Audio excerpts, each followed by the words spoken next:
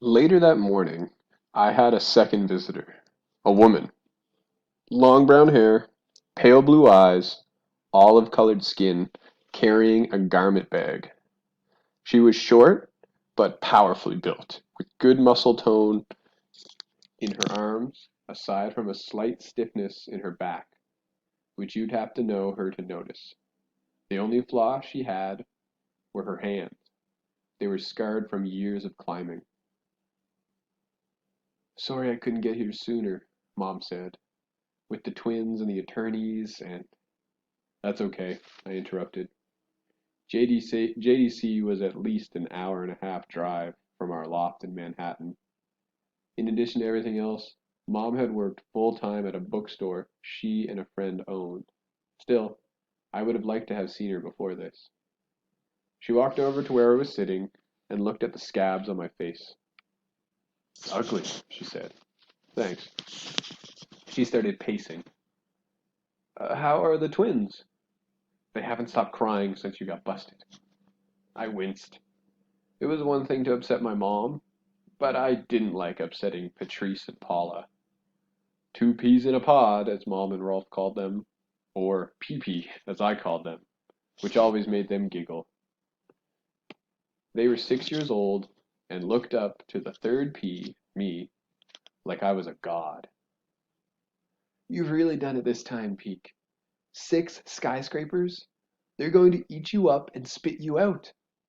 Rolf had cashed in every favor he has in the city, but I don't think any of it's going to work. He got your arrangement delayed and tried for a second delay." I had seen my mom agitated before, but I had never seen her like this.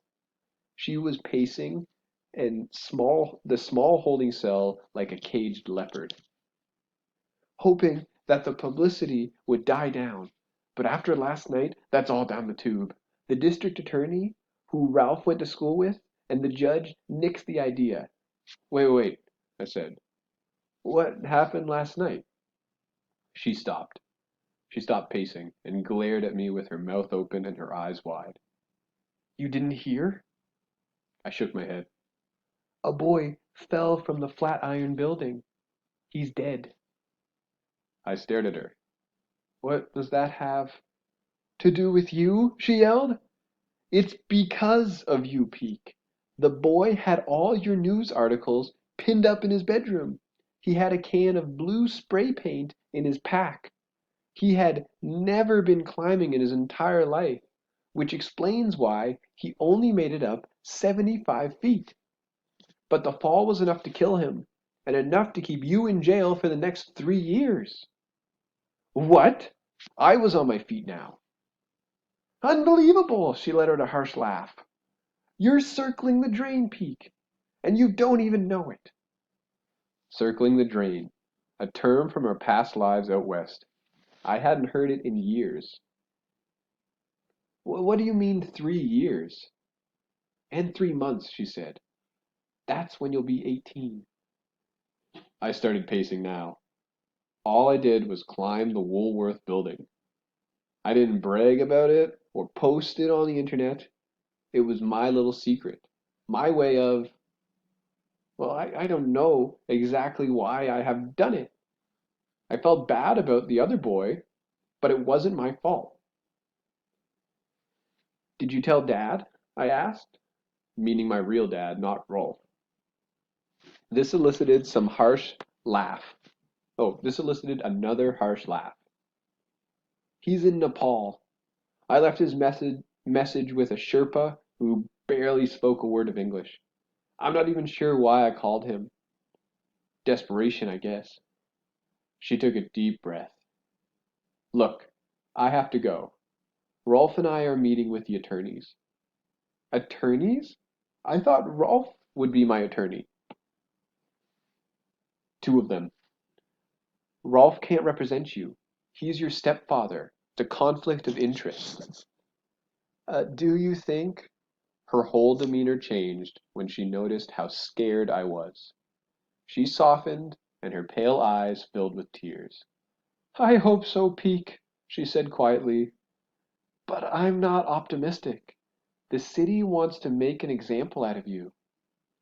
She turned away and wiped her eyes, then handed me the garment bag. This is a suit. You'll have to wear it tomorrow. And I talked to them downstairs. A barber is going to come in and cut your hair sometime this afternoon. I sat down heavily in the chair. Buck up, she said with a strained cheerfulness. I don't think he'll butcher your hair too badly. You've got to look like you're...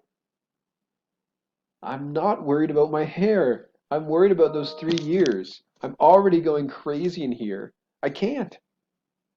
It all hit me at once. The climb, the arrest, the kids falling from the Flatiron. I broke down. My mom held me. Ooh, things aren't looking good for Peak here. So we're gonna look at what I read down, chapter 3. You guys got some questions on teams. So next week I'll do a quick review of some important stuff from chapter 3. But before that, I would like to see what you guys are thinking while we're reading this book together. So on teams, you can go on teams. Maybe I can go on here right now. I'm on the wrong one. Pretty good. So I can go to Mr. Hatfield's homeroom.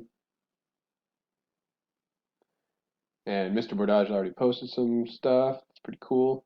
So on Teams, you can post. So you can post your ideas, I'm posting away down here, okay?